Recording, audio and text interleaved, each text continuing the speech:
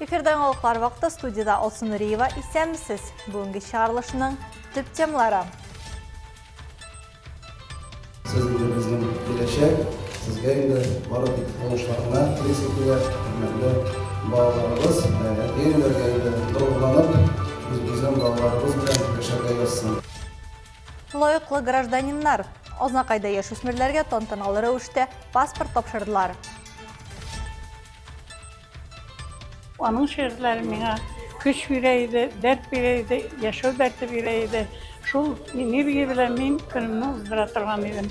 Хәтер кичәсе, Яңа Нәдер авылында Клара Булатованың тууына 90 ел тулуга багышланган чара узды. Искиткеч жан өздүрә торган җыр, шуннан да бер шундый зур әсәр дип әйтәсем килә бу чәчәкне. Гомер юлының 50нче язын каршылый. Күренекле шагыйрә Гөлчәчәк Садретдинова Хаҗиеваның иҗат кичәсе үтте.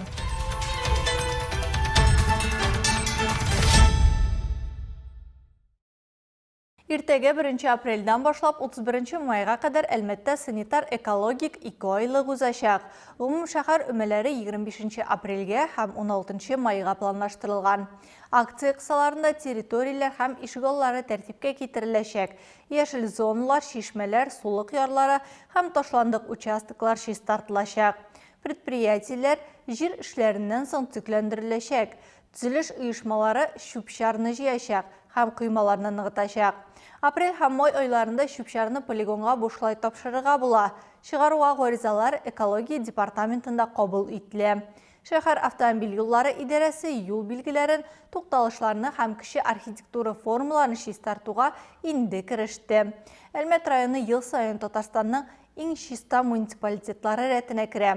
Бу елны да шушы күркәм традицияны дәвам итеп, шәһәребезне чистартуга бергәләп өлеш кертик.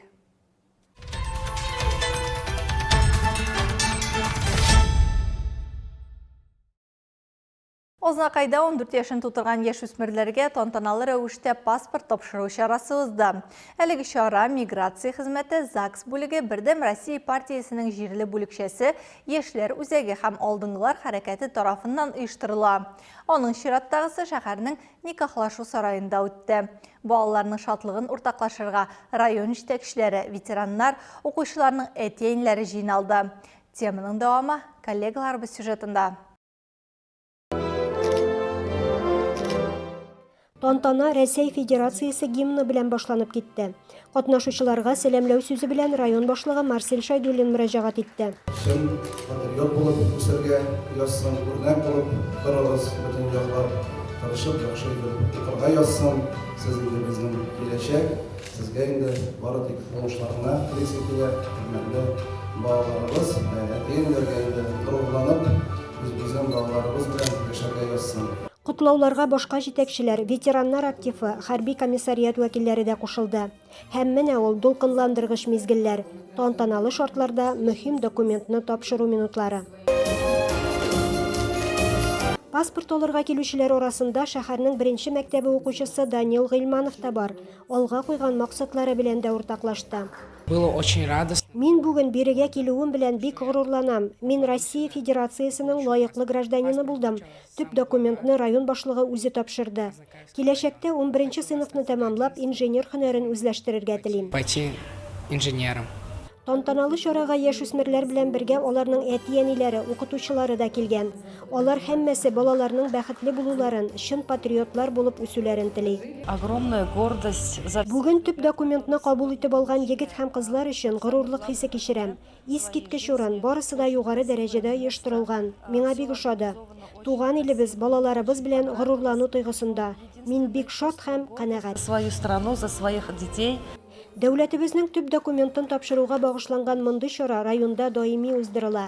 Әлегесендә район һәм шәһәр мәктәпләрендә белем алучы 20 укучы катнашты. Илмира Шарифуллина, Алмаз Иксанов, Яңалыклар вакыты, Луч, Әлмәт телекомпаниясы. Диабет һәм аңа бәйле авыруларны дәвалау. Әлмәт шәһәрендә урнашкан М-клиника эндокринология үзәгенең төп юнәлеше. Бүген әлеге клиникада табиблар өчен махсус метаболик синдромны дәвалауның яңа ысуллары темасына багышланган түгәрәк өстәл узды. Безнең төшерү төркемендә чарада булып кайтты. Сүз Олсы Ахмеджановға.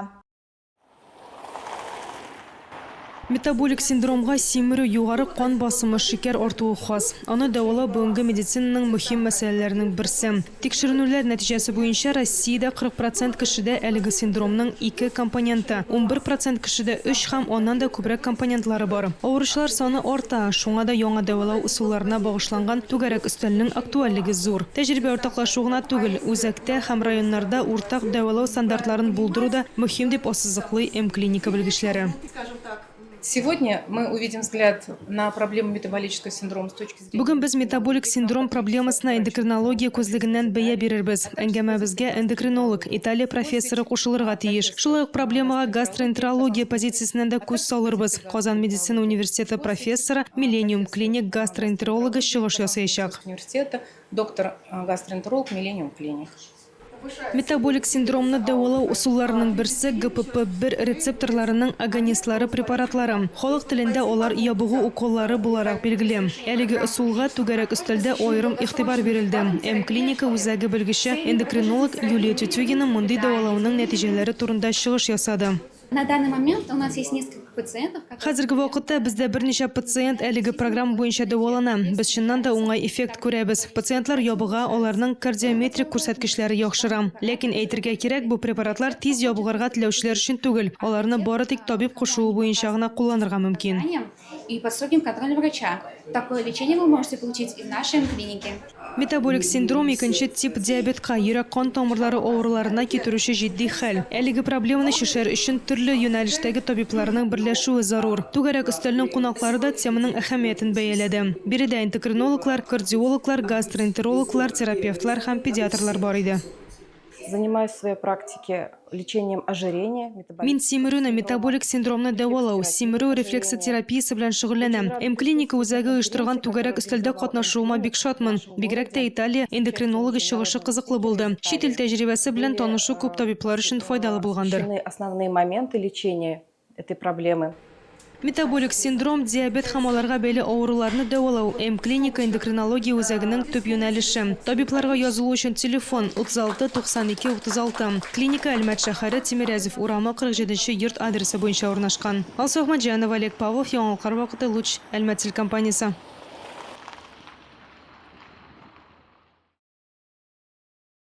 Клара Булатова шигърияты тормыш өлешенә әверелгән кешеләр яңа Нәдер авылы мәдәният йортында җыелды. Шигырьләр, аның сүзләренә язылган җырлар, якыннарның хатирәләре барысы да искә алу кичәсендә берләште. Ләйсән Галиева дәвам итә.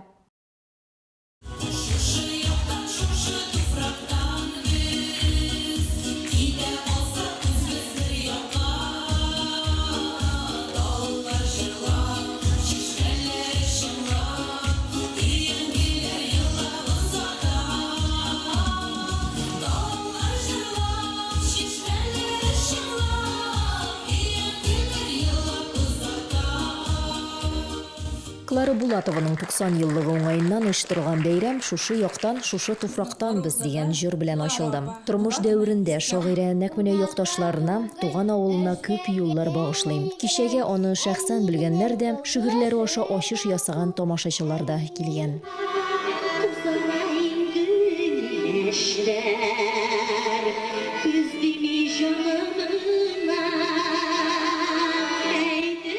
Клара Гариф кызы Әлмәт районында һәм оннан читтә дә барысына да таныш булган шәхес. Ул 40 елдан артык балаларны укытуга багышлаган. Хезмәт юлын Яңа Кәшир авылы мәктәбендә башлаган. Тәҗрибәле укытучы буларак, аңа РСФСР Мәгариф министрлыгының укытучы методист һәм Татарстанның атказанган мәдәният хезмәткәре дигән мактаулы исемнәр бирелә. Клара апа әле Луч телекомпаниясендә җомга тапшыруның нигез салучысы да.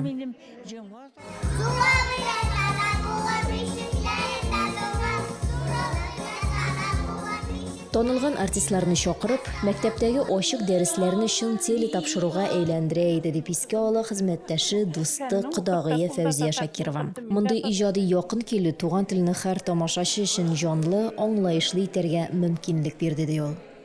Без аның белән бик якын дуслар идек. Һәрбер язган шигырен иртә белән тора иде дә, телефоннан шалтыратып миңа укый иде. Кодагый, бер арадаш кодагыйлар да, Кудагый, вакытың бармы, юкмы тыңла. Мин төн кешесе, Tünde oturup şiir yazdım. Mesela en birinci okuyayım deyip en birinci şiirlerini okuydu. Onun şiirleri bana güç vereydi, dert vereydi, yaşam derdi vereydi. Şul enerji bilen men günümni uzdura turgan edim. Язучы Гүзәлия Галләмова да үз истәлекләре белән уртаклаша. Ул үзе, шулай ук абыйсы журналист Атлас Гафиятов һәм апасы шагыйрә Нәфисә Баязитова Клара Булатованың укучылары. Атаклы остаз аларның беренче язмаларына профессиональ бәя бирә. Безнең авылда 10 еллык мәктәп юк ия. Без Кешер мәктәбендә укыдык. Менә шул вакытта инде Клара апаның түгәрәкләренә йөреп, менә бу безнең иҗат бөреләре. Монда инде алар инде шатып яфрак ярып чәчәк атканнардыр дип уйлыйм инде. Шагыйрәнең тормыш юлы һәм иҗаты турында файда оештырылган күргәзмә дә сөйли. Биредә Клара Булатованың шәхси әйберләре тәкъдим ителгән. Ә менә монда аның китапларының экспозициясе оештырылган. Әлеге очрашу шагыйрәнең бай әдәби мирасын искә алу, аның иҗатына мәхәббәт тәрбияләү мөмкинлеге бирде. Yıllarının bana nelerinin zamanından buruluş zamanında yaşadı beytirdi. Bana bir imanla şuna doğru gelen kişilerden birisi diye beytezek ile. Bana şu şekilde zor şu diye unutulmaz. Kişide oturabız biz baketli, inşallah baketli yaşadık da biz bana diye senin yaşamın vak buldu. Aptak bulsun senin göründe diye Klara Булатова. Лейсан Галиева, Олег Павлов, яңалыклар вакыты Луч Әлмәт телекомпаниясе.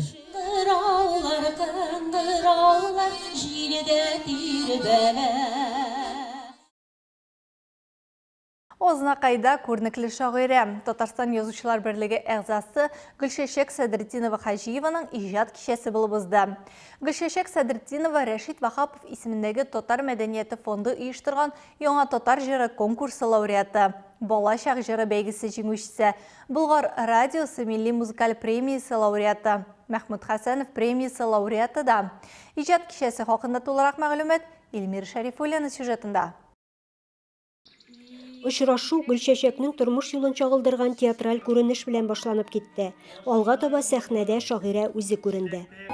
Кирәк икән булам усал, тешләп өзәм. Мин тормышның зилзиләсе буранына күпме түзәм. Булышам мин рухи көчсезләргә ярдәм итәм. Яратылгач туганда ук шулай була алмам бүтән. Гөлшәшәк Сәдретдинова 8 китап авторы. Аның шигырьләре, хикәяләре, очерклары Акшарлак, Ирек мәйданы, Безнең гәҗит, Маяк гәҗитләрендә, Сөембикә, Мәйдан, Казан утлары журналларында даими басылып тора. Авторның әсәрләре Татнефть акционерлык җәмгыятенең Рухият нәшрияты тарафыннан чыгарылган җыентыкларда да урын алган. Гөлшәшәк Сәдретдинова тумышы белән 40 елгасы буена урнашкан Бүләк авылы кызы. Һәм беренче шигырен ул 9 яшендә әнисенә багышлап яза. Ә бүгенге бәйрәм залында аның шигырьләренә язылган җырлар да яңгырый. Аның җырларын татар эстрадасының популяр җырчылары, азнакай артистлары, сеңлесе Ландыш Сәдретдинова да башкара.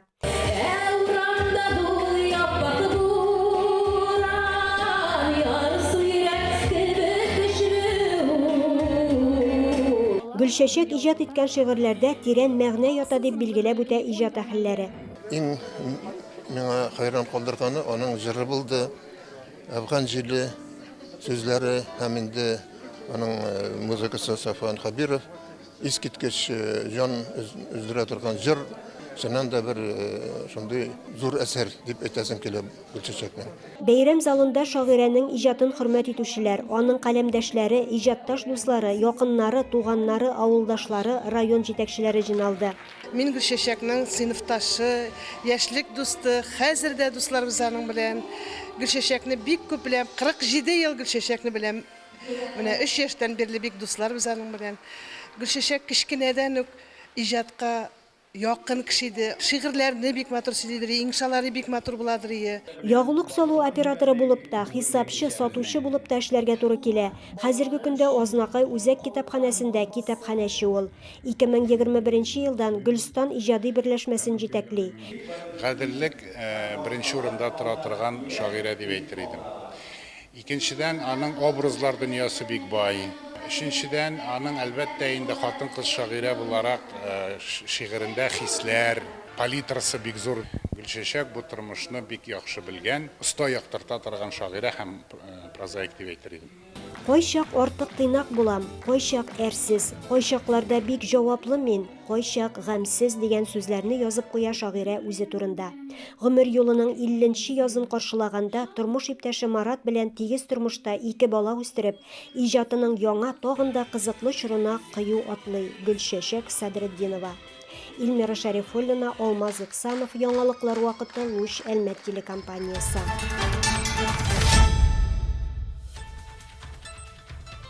Хөрмәтле тамашачыларыбыз, яңалыклар чыгарылышының туры трансляциясын сез ВКонтакте социаль челтәренә кереп, Луч Әлмәт төркемендә сәгать кичке 7-дә карый аласыз. Безнең иң кызыклы сюжетларыбыз да рәсми аккаунтларыбызда урнаштырыла. Һәм тагын бер мөһим мәгълүмат. Хәзер сез үзегездә яңалыклар, актуаль вакыйгалар һәм проблемалар белән уртаклаша аласыз. Моның өчен экраннардагы сылтама буенча күчәргә мөмкин. Әгәр дә сезнең яңалык безнең чыгарылышларда кулланса, сез гарантияле бүлеккә лаек булачаксыз. Төбәгебез өчен сыйфатлы һәм мөһим яңалыкларны бергә булдырыйк. Бүгенге чыгарылышта шулар иде. Мин Алсу Нуриева һәм монтаж операторы Динара Гайнетдинова сезнең белән саулашабыз. Исән сау булыгыз.